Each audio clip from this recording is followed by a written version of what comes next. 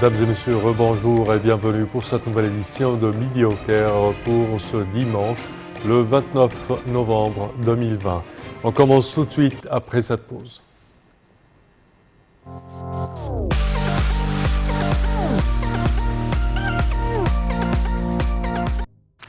Et le président Abdel Fattah el-Sisi s'est rendu au Soudan du Sud où il a rencontré son homologue sud-soudanais Salva Kiir.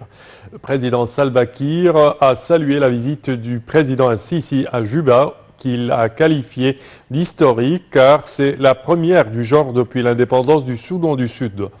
Le président Salva Kiir a exprimé l'appréciation de son pays pour les relations de coopération étroite avec l'Égypte, louant les efforts sincères de l'Égypte visant à contribuer à la restauration de la paix et de la stabilité au Soudan du Sud en fournissant tous les moyens de soutien et d'aide humanitaire.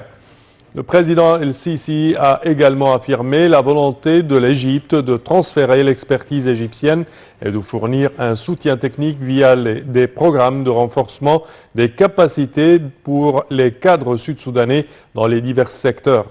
Le président a affiché également l'attachement de l'Égypte à promouvoir la coopération bilatérale et à soutenir les efforts de développement, notamment en ce qui concerne l'économie, le commerce, l'agriculture, l'irrigation, l'infrastructure et l'énergie.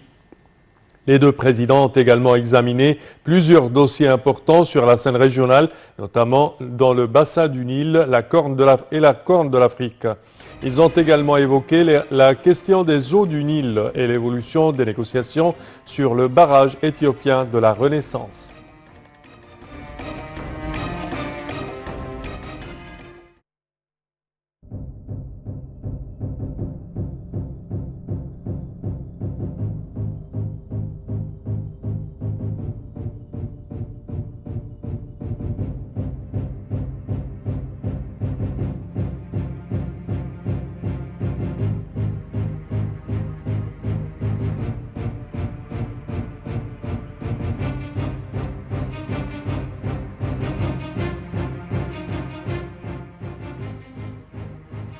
Et pour plus de discussions sur ce sujet, mesdames et messieurs, nous avons le plaisir d'accueillir au bout du fil Dr Raouf Ghafar, qui est analyste politique. Bonjour, Dr Raouf.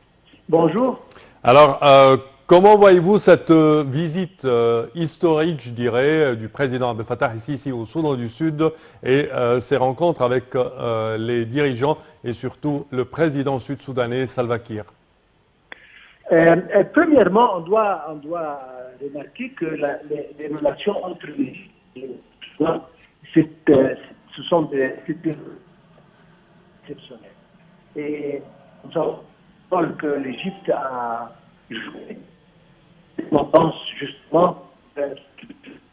Et pour nous, le Sud-Soudan, comme justement le Soudan du Nord, c'est l'extension, disons, géographique de l'Égypte. La sécurité nationale de cette zone est justement la sécurité nationale de l'Égypte. Donc les relations ont été toujours excellentes dès leur indépendance et il y a eu des visites, disons, plusieurs visites des dirigeants sud-soudanais en Égypte et vice-versa. Et nous savons encore le rôle que l'Égypte a joué pour achever la paix et la sécurité entre les factions qui étaient toujours combattantes dans cette zone. Et finalement, maintenant, il y a une sorte de disons, un mémorandum de compréhension entre toutes les factions pour justement établir la paix au Sud-Soudan pour justement commencer le développement. Nous savons encore que l'Égypte, elle est toujours là pour aider le Sud-Soudan dans ses projets de développement, dans ses projets d'exploitation de ses ressources, etc. Et c'est pour ça que, à mon opinion, cette visite a une importance extrême, justement dans ce contexte. Une autre chose qu'on doit mentionner, c'est que le Sud-Soudan est est un voisin direct et important avec l'Éthiopie. Et nous savons maintenant que la situation en Éthiopie est un peu instable. Donc c'est important que les pays de voisinage de l'Éthiopie soient en bon contact avec l'Égypte pour essayer de trouver une solution pour la solution en Éthiopie. Parfait. Est-ce que vous vous attendez à des protocoles d'être signés, des protocoles de coopération économique et agriculture, par exemple, agricoles, qui vont être signés au cours de cette visite? Oui, je m'attends à beaucoup de coopération entre l'Égypte et le Sud-Soudan. Nous savons que le Sud-Soudan, c'est un pays très riche en ressources Oui. et que ça manque l'exploitation. Et l'Égypte a, je pense, l'expérience et l'ingénierie pour exploiter ce genre de ressources et en plus pour établir des projets de développement sur le plan agricole, sur le plan minéral, etc., avec le Sud-Soudan. Et nous nous attendons à plus de coopération politique, même militaire, mais en principe, les coopérations économiques sont d'une priorité très, disons, extrême. Mais en principe, oui, il y aura beaucoup de coopération avec le Sud-Soudan et nous espérons que la paix, disons, reste pour un longtemps pour permettre au Sud-Soudan de se développer dans un environnement sain et sécurisé. Parfait, Dr. Raouf Gaafar, nous tenons à vous remercier de vos explications. Merci à vous. Chers téléspectateurs, nous enchaînons avec notre deuxième compte rendu. Le président Abdel Fattah el-Sisi a visité le vendredi un nombre de projets routiers au Caire. Il s'est rendu sur les chantiers de construction des axes principaux dans l'est de la capitale, dont l'axe de Salah Salem menant à l'académie militaire et à l'aéroport du Caire, en passant par l'axe périphérique reliant cette région à l'autoroute Le Caire-Suez et à la ville du Nouveau-Caire. Et pour plus de détails, voici un compte rendu signé Marwa Arafai Aïcha. Les taux d'achèvement dans certains sites des projets de développement du réseau routier et des services au Caire, ainsi que les axes principaux à l'est du Caire, tel l'axe de Salah Salem qui se prolonge jusqu'au collège militaire, l'aéroport du Caire et Gesse Suisse, passant par la rocade qui lie cette zone à la route du Caire à Suez et le Nouveau Caire. De même, Monsieur le Président el-Sisi a été informé par les étapes exécutives et constructives de ces sites en dirigeant l'expandre au maximum les voies des routes pour faciliter la circulation en tenant compte de l'augmentation prévue du trafic. Monsieur le Président a également demandé à l'autorité de génie des forces armées de commencer immédiatement à construire Ahalina 3, continuant la série des unités de logement de Ahalina. Cela aura lieu dans le but de fournir un logement convenable et complet des services publics pour les citoyens des habitants des bidonvilles. On vise à les développer dans le cadre du nouveau réseau routier, d'une sorte de leur assurer une vie décente.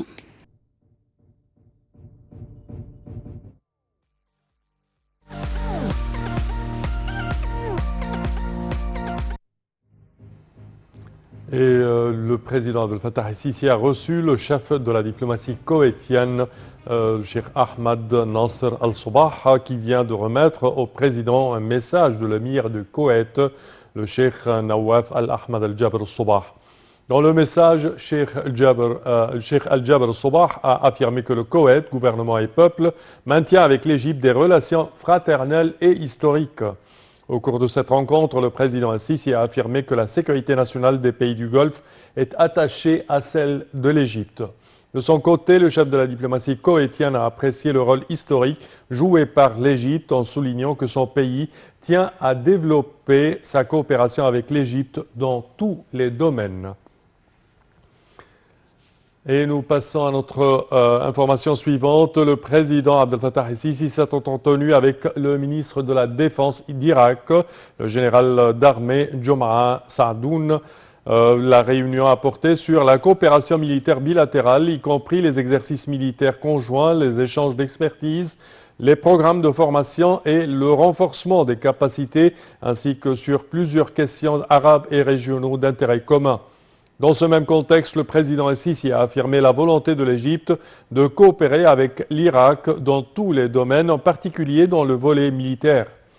Le ministre irakien de la Défense a pour sa part exprimé l'aspiration de son pays à renforcer les moyens de coopération avec l'Égypte, en particulier après avoir réussi, sous la direction du président Sisi, à devenir un modèle à toute une région souffrant de crises et de troubles.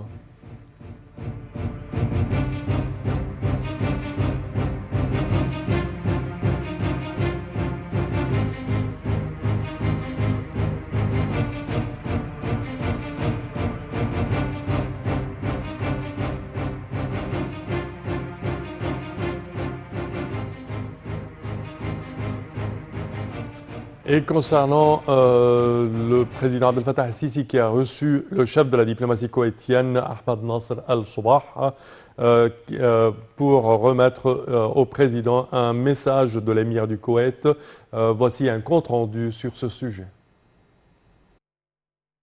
L'Égypte tient à développer la coopération étroite et distinguée avec le Koweït sur différents niveaux, échanger les expériences et approfondir les relations bilatérales à la lumière de la participation des deux États à la vision du développement durable de l'Égypte 2030 et du Koweït 2035, selon le président Abdel Fattah el-Sisi, qui s'est exprimé lors d'une rencontre avec le ministre koweïtien des Affaires étrangères, Ahmed Nasser Mohamed al-Sabah. L'entretien auquel ont pris part le chef de la diplomatie Sameh Choukri et l'ambassadeur du Koweït au Caire a porté sur les dernières évolutions régionales, notamment en Syrie et en Irak. M. Sabah a transmis un message de l'émir du Koweït, Cheikh Nawaf al-Ahmed al-Jaber al-Sabah, au président el-Sisi, portant sur la fierté du gouvernement et peuple koweïtien, des rapports historiques et des relations étroites liant les deux pays dans les différents domaines, et l'attachement du Koweït à renforcer régulièrement la coopération et la coordination avec l'Égypte sur divers sujets. Le président el-Sisi a pour sa part affirmé que la sécurité du Golfe faisait partie intégrante de celle nationale égyptienne, saluant la politique koweïtienne, sage face aux défis que relève la nation arabe. Le ministre koweïtien des Affaires étrangères a apprécié le rôle axial de l'Égypte dans la région, vu qu'elle constitue le principal pilier de sécurité et de stabilité du monde arabe, saluant l'attachement de l'Égypte à renforcer la solidarité entre les pays arabes et à faire progresser l'action arabe commune.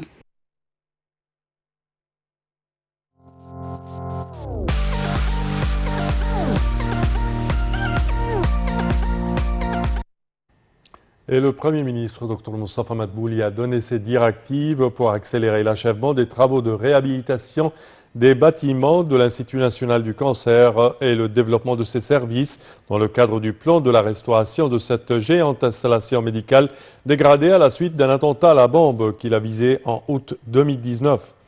Le Premier ministre s'exprimait alors qu'il inspectait ce grand édifice d'éducation et de traitement.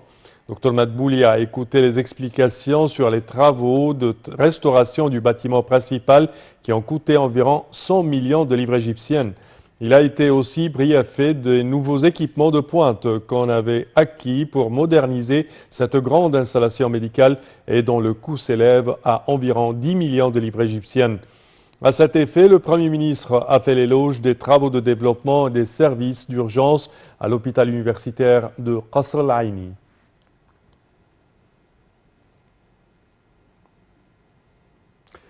Et le ministère égyptien de la Santé a annoncé samedi que 100 personnes rétablies du coronavirus avaient quitté les hôpitaux de confinement après avoir reçu les soins médicaux nécessaires, portant le nombre total de cas guéris de la Covid-19 à 102 490 cas.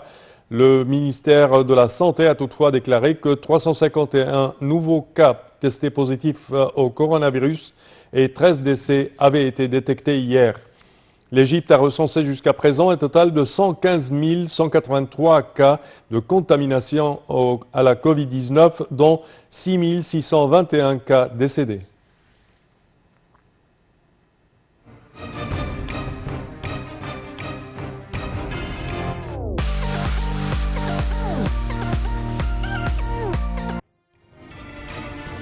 Et le ministre du Sport et de la Jeunesse, Achraf Sobhi, a salué l'ambiance de fair play dans laquelle la finale de la Ligue des champions de la CAF s'est déroulée au stade du Caire et qui a opposé les deux grandes équipes égyptiennes, Al-Ahli et Zamalek.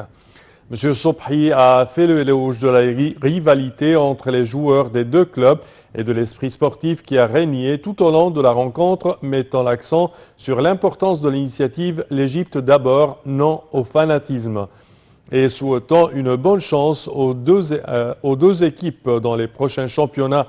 Le ministre a également précisé que l'Égypte avait réalisé une victoire en affirmant sa capacité à abriter et organiser l'un des plus importants événements sportifs en Afrique. Il a ajouté que la performance des joueurs des deux équipes a rajouté une valeur à ce match, reflétant l'évolution du football africain en général et du football égyptien en particulier.